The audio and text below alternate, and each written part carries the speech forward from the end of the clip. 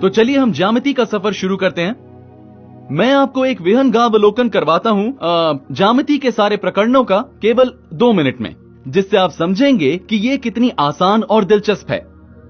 तो एक बिंदु से शुरू कीजिए, उसे चलाकर रेखा बनाइए, रेखा को चलाकर समतल बनाइए, समतल को इस तरह से चलाकर एक घनाकार बनाइए। ये ज्यामिति है, ये एक तरीका है ज्यामिति को देखने का।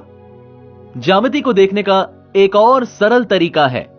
ज्यामिति को सरल बनाते हैं सामान्य भाषा का उपयोग करके, और सरल भाषा में एक से ज्यादा तरीके से व्याख्यायित करें। अगर मैं एक से बहुत के आरेख में व्याख्यायित करना चाहूं, मैं एक बिंदु से शुरू करूंगा, बहुत सारे बिंदुओं से एक रेखा मिलेगी, 2 रेखाओं से एक कोण मिलेगा, 3 रेखाओं से एक त्रिकोण मिलेगा। इसे एक से अनेक बनाइए तो 2 त्रिकोण से मुझे एक चतुर्भुज मिलेगा। त्रिकोणों को जमा करना जारी रखें, मुझे मिलेंगे पंचभुज और षष्ठभुज। और अगर मैं यही चीज कई बार करूं, मुझे अनंत त्रिकोण मिलेंगे और इस तरह का वृत्त मिलेगा। तो वृत्त कुछ नहीं पर एक से बहुत त्रिकोण हैं। अब इस वृत्त को काटिए, इसे सीधा कीजिए, मुझे एक रेखा मिलेगी और वहीं से हमने शुरू किया था। तो रेखा एक वृत्त है जिसमें अनंत त्रिज्या है। वृत्त को अनंत रेखाओं वाला बहुभुज भी कहा जा सकता है। रेखा से वृत्त तक और उसके बीच में सब कुछ, हमें ज्यामिति में यही सब सीखना है, और मुझे लगता है कि ये सब आपके लिए बहुत ही सरल है। तो हम पहले शुरू करेंगे 2 रेखाओं को जोड़कर, हमें मिलेगा कोण। अगला प्रकरण होगा 3 रेखाएं एक साथ, त्रिकोण। इसके बाद हम सीखेंगे 4 रेखाएं एक साथ, जिसे कहते हैं चतुर्भुज। और अगला प्रकरण होगा अनंत संख्या में रेखाएं एक साथ, जिसे कहते हैं वृत्त। और ये बहुत ही आसान है, जितना आपको लग रहा है ये उससे भी ज्यादा आसान है।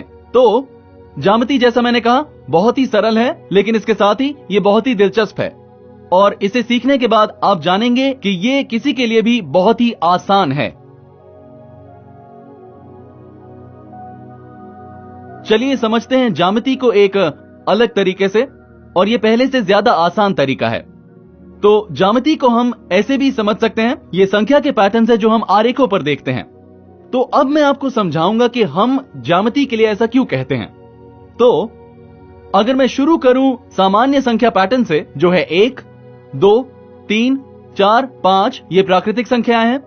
अगर मैं अनुक्रमिक प्राकृतिक संख्या का योग लेता हूं, मुझे ये संख्याएं मिलेंगी। 1 जमा 2 करने से मुझे मिलेगा 3, 1 जमा 2 जमा 3 करने से होगा 6, 1 जमा 2 जमा 3 जमा 4 होता है 10।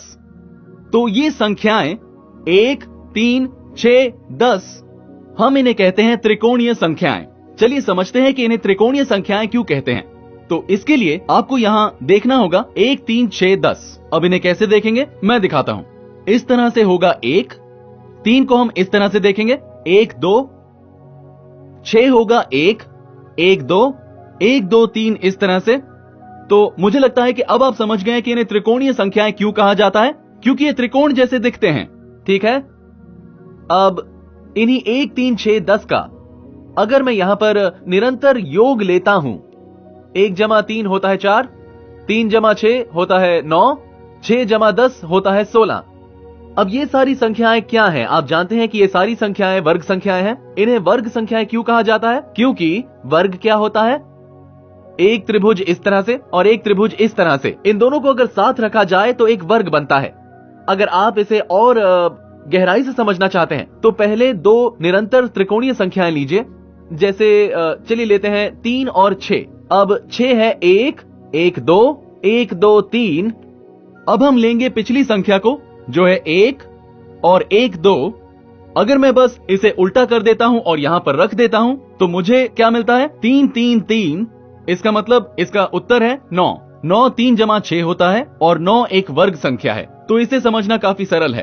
तो अब मुझे यकीन है कि जब मैंने कहा ज्यामिति संख्या पैटर्न्स को आरेखों पर देखना है, तो मैं क्या कहने की कोशिश कर रहा था। तो ज्यामिति संख्या पैटर्न्स को देखना है। अब इसमें हम कुछ जोड़ेंगे। बीजगणित संख्या पैटर्न्स को चर में निरूपित करना है, और अगर आप इसे एक बार शब्दों में बता सकते हैं, जिसे हम कहते हैं आवेदन, और विज्ञान में हम यही सीखते हैं। इस विभाग में हम चर्चा करेंगे रेखाओं और कोणों की। चलिए अब शुरू करते हैं। अगर मैं एक बिंदु लूं और अगर मैं बिंदु को इस तरह से चलाता रहूं, आप इसका पथ देख सकते हैं, इसे कहते हैं वक्र रेखा।